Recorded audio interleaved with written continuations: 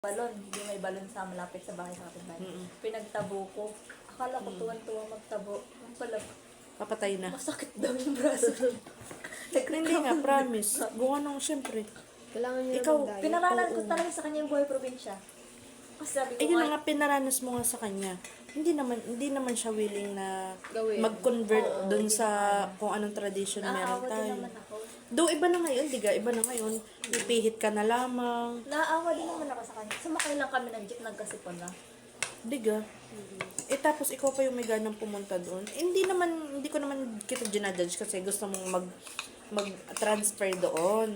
Kasi decision mo naman yun. Pero iisang suntok ka noon. Promise. Yun nga, kaya nakatakot ko sa kanya. Sabi ko, alam mo, pag sinuntok mo ko, pupulamin kita, lalasungin na kita. Hindi sapat yung pananakot na ganyan. Obsessed na obsessed siya sa'yo. Promise. Parang papatay talaga siya kapag... Oo, papatay talaga yun.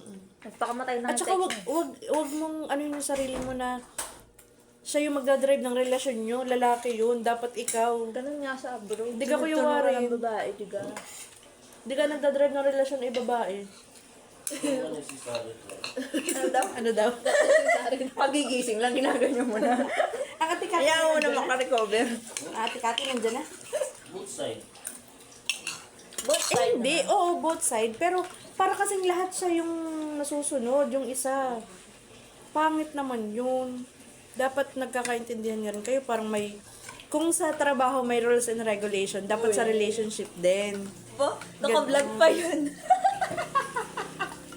Naka-vlog. Oh, dapat kanina pa nag-vlog kasi yung aking reminder sa'yo, mga advice ko sa'yo, hindi mo sinusunod. Hindi. Alam mo, papilin ako dito. Ako yun sa Pilipinas. Dilaan mo dito, maganda naman dito. Ayaw nga lang ito naman dito kasi ang hirap. Pero parang ang gusto naman ng jowa mo, parang one-time millionaire eh. Kasi parang ayaw niya magtrabaho din sa regular ang salary na, di ka sa atin naman, kunyari yung sa labas na trabaho, parang may minimum wage ang tawag doon. Hindi niya Doon, ayaw niya parang gusto niya pag nagtrabaho siya, parang ang sahod ay 30 to 40K agad. Yun nga ang gusto niya. Hindi siya magtrabaho ng Bastinil. Ayaw niya. Kaya nga, oo nga nandun na siya sa may pinag-aralan. Eh syempre doon naman siya mag-start sa mabababa ng konti. Lalupat ka, kalilipat niya lang dito. Yun nga eh. Ayun na nga.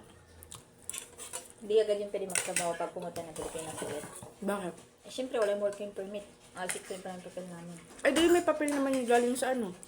Ano ang tawag doon? Embassy? Oo, hanggat wala kang working permit, hindi ko pwede.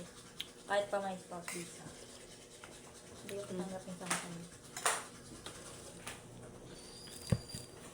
Papatayin ko ng vlog ko, nagkakasala ako kay Donna.